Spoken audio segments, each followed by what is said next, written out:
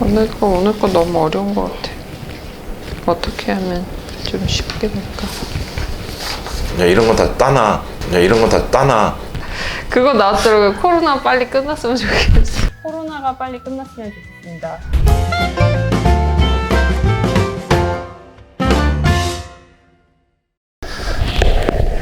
안녕하세요. IT조선 유진상입니다. 안녕하세요. 한서희 변호사입니다. 네. 데이트 한번 나가고 이번 주엔 좀 이어서 하려고 네. 하는데 네. 9월 4일 날 그 개인정보보호위원회에서 가명정보 처리 가이드라인을 발표를 했습니다. 가명정보 처리, 우리 저번 시간에 가명정보가 뭔지에 대해서 이제 얘기를 했었잖아요. 네, 네. 이 가이드라인이 뭔지에 대해서 좀 간단하게 좀 설명해 주실 수 있을까요? 가명 처리에 대한 절차나 방법 같은 것을 이제 명확하게 이제 예시를 들어서 설명해 준 그런 설명서 이렇게 네. 생각하시면 될 것 같아요. 네. 이제 가명 정보를 만드는 것까지는 알겠는데 네. 어떻게 하면 가명 정보가 되느냐, 그리고 이건 어떻게 처리하고 보관해야 되느냐, 요것에 대해서 이제 사업자들이 잘 모르기 때문에 네. 사업자들에게 지침을 주는 그런 내용이라고 생각하시면 될 것 같아요. 그 가이드라인에는 다 예시만 들어가 있는 거예요? 네. 기본적으로 저희가 가명 처리를 해야 되는 방식에 대해서 우선 설명을 하고 있어요. 네. 그 방식과 관련해서는 사전 준비 절차하고 가명 처리, 적정성 검토랑 추가 가명 처리, 활용 및 사후 단계 이렇게 우선 구별해서 그것을 단계별로 어떻게 해야 되는지 설명이 되어 있어요. 되게 복잡해 보이거든요. 네. 좀 단계별로 좀 쉽게 좀 설명을 좀 해주셔야 될 것 같아요. 이게 처음에 이제 가명 정보를 뭘 가지고 가명 정보를 만들 것이냐, 어떤 목적으로 가명 정보를 처리할 것이냐 이런 네. 것을 우선 명확하게 해야 되거든요. 네네. 그게 이제 사전 준비 단계에서 그 그럼 역할을 이거를 하는 거예요. 소비자들한테 고시를 해야 되는 거예요? 그런 거는 아니고요. 예. 근데 어쨌든 이제 지금 요게 가명 정보라는 게 정해진 목적 하에서만 가명 처리가 그렇죠. 가명화가 가능하니까 네. 그것을 정하는 목적이 네. 이게 막 애매모호하게 쓰거나 이래가지고는 안 돼요. 전에도 이제 세 가지 목적 하에서 이제 규정이 되어 있잖아요. 네. 통계적인 목적이랑 연구 목적으로 활용할 수 있고 공공익적 기록 보존 목적이었는데 네. 그것도 구체적으로 나는 뭐 30대 누군가가 뭘 하려고 하는지에 대한 통계를 내겠습니다라고 구체적으로 명시해야 그 정도면 더 좋죠. 여기는 이제 가이드라인은 어떻게 나와 있냐면 네. 신제품 개발을 위한 과학적 연구 수행 이러면 이건 될까요? 안 될까요? 그럼 가이드라인. 다시 뭐라고요?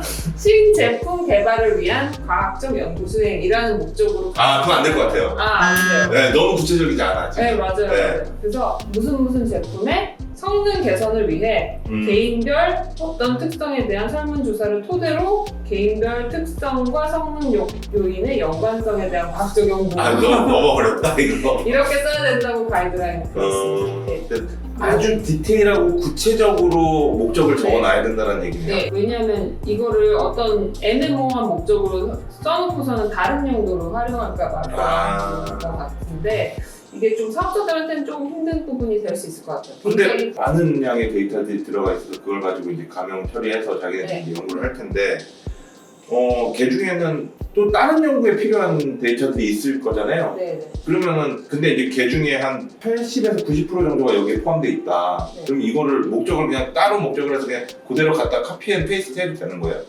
다시 활용해도 될 것 같긴 한데 그건 내부적으로 이제 어떤 A라는 회사가 자기 내부에 있는 정보를 가지고 이제 처리하는 거나 네. 결합하는 거는 상관없어요. 근데 이걸 외부에 가져가서 외부에서 결합시키거나 자기가 가지고 외부에서. 있는 정보랑 다른 회사 정보를 합쳐서 결합시키는 거는 이건 허용이 되지 않고 그래요? 이것과 관련해서는 이제 고시된 기관에서만 할 수 있도록 지난번에 설명드린 뭐 신용보안원, 네네. 금융보안원 이런 할수 있도록 그리고 나서 이제 넘어가는 게 이제 적정성 검토 및 추가 가명 처리 단계로 네. 넘어가게 되는데 요거는 제대로 안 됐으면 한 번 더 해라 뭐 이런 거고요. 적정하게 가명 처리가 됐는지 우선 확인해서 네. 제대로 가명화가 안 된 것 같다면 요건 한 번 더 가명화를 해야 되는 거예요. 필요 정보에 한해서. 또 목적을 달성하지 못할 경우에 또 그것과 관련해서 한 번 더 추가적인 처리가 필요한 거고 네. 요거는 이제 내부 위원회 같은 데를 만들 수 있는데요. 네. 그때는 외부 인사를 포함시켜서 위원회를 만들어서 거기서 이 적정성 검토를 할 수 있도록 그 기업 자체에서 외부 감사를 둬야 된다라는 걸 얘기하는 그렇죠. 외부인이 포함된 외부인이 네. 포함된 위원회를 통해서 수행을 할 수 있도록 이게 조정이 보면은 보통 웹페이지에 보면은 뭐 개인정보 처리 담당자라고 해야 될까요? 네, 네. 웹페이지마다 그런 게 있잖아요. CIS나, 예. 네, 네. 그분들이 마찬가지로 책임을 지는 건가요? 그렇게 담당을 만들도록 되어 있는데 아마 네. 그분들이 동시에 할 거라고 생각을 합니다. 근데 네. 그 전에 보면은 CISO 겸임금지법인가 또 뭐 네. 있잖아요. 네, 네. 그거랑 또 연결이 되는 거예요. CISO가 이제 개인정보 처리를 하는 담당하는 임원인 거잖아요. 네. 그거는 이제 그 분이 가명 처리를 담당하게 되겠죠. 그것도 이제 CISO가 처리를 하는 걸로. 마지막으로 활용 및 사후 관리 네. 까지 지금 얘기했던가요 우리가? 아니요.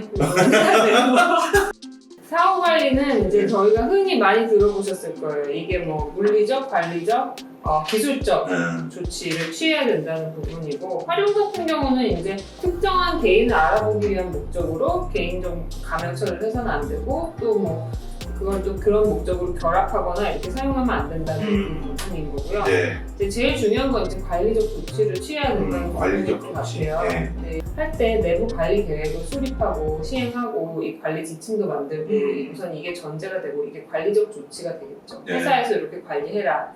기술적으로는 이제 여러 가지가 있는데 추가 정보를 이제 어떤 A라는 정보랑 추가 정보가 있으면 이렇게 결합되면 안 되기 때문에 네. 분리 보관을 하도록 해야 되고 접근 권한도 분리해야 되고 접근 통제와 접속 기록 보관과 점검을 위한 보호 조치를 취해야 됩니다. 여기까지 보면 이제 좋아요. 네. 근데 이제 가이드라인을 보면은 되게 좋은데 며칠 전에 사실 네. 기사에서 이제 이 가이드라인을 놓고 되게 찬반 논란이 네, 좀 네. 있었거든요. 네. 근데 이제 그때 지적을 했던 게 이 가명 처리 관련해서 너무 가이드라인이 애매모호하다라는 지적이 좀 있었어요. 그 부분에 대해서는 변호사님 혹시 어떻게 보고 계신지? 기사가 이거를 작성을 했을 거라고 생각을 하고요. 네. 그러니까 근데 이제 애매모호하다는 거는 이게 이렇게 몇 가지 예시가 되어 있잖아요. 그리고 뭐 목적을 확실하게 뭐 이게 특정해서 구체적으로 써야 된다라는 부분들이 그럼 네. 어느 정도가 구체적인 거야? 이거에 대해서 사업자들이 의문이 있을 수 있을 것 같아요. 네. 그리고 또 처리 위탁할 때는 이제 관리적 조치 중에 하나로서 위탁 사업자들과 이제 어떤 걸 문서로 남기도록 돼 있어요. 네. 그 사람들이 그걸 문서화했고 뭐 손해배상 책임을 부담하더라도 나중에 그러면 결국 가명정보 처리자인 이제 회사에서 책임을 부담하게 될 가능성이 매우 높아지는데 이런 부분들도 좀 부당하게 느껴질 수 있는 거고 애매모호한 것도 이제 문제지만 그런 부분도 조금 앞으로 문제가 될 수 있는 부분이라고 생각을 하고 제3자 제공 사례에 대해서 이제 나온 사례인데 뭐 이런 가이드라인에 대해서 막 꼭 비판하는 것 아니 그런 건 우리는 아니고. 비판과 네. 뭐 할 수 있는 건 다 해야죠. 저는 비판도 비판이지만 비판이라기보다는 좀 네. 내가 사업자나 이런 건 좀 힘들 수도 있겠다고 생각됐던 게 네. 예를 들면 호텔에서 최고급 객실을 이용한 VIP의 특이 정보를 삭제하지 않고 그 투숙 서비스 금액을 분석해서 제공한 경우에 네. 이제 문제점이 뭐가 돼 있냐면 특정일에 최고급 객실을 이용한 내용을 분석 과정에서 인지할 수 있으며 뭐 SNS를 통해서 공개된 정보까지 결합되면 특정 개인 식별 가능성이 있게 된다.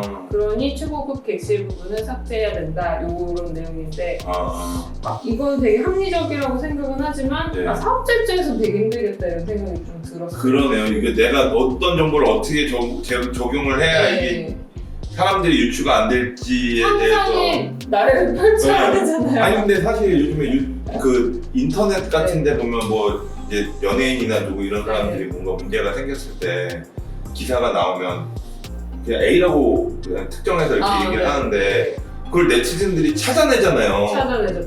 회사가 알아서 그런 정보가 유출될 걸 다 미리 예상을 해서 정보를 지원해라 이 얘기인 것 같은데? 좀 그런 측면이 있어요. 네. 그러니까 사업자는 좀 힘든 측면이 있을 것 같고 근데 이거를 또 가이드라인을 주면서 요거를 이렇게 주지 않기도 어렵죠. 그러면은 와 사업자 입장에서 정말 머리 많이 아플 것 같은데.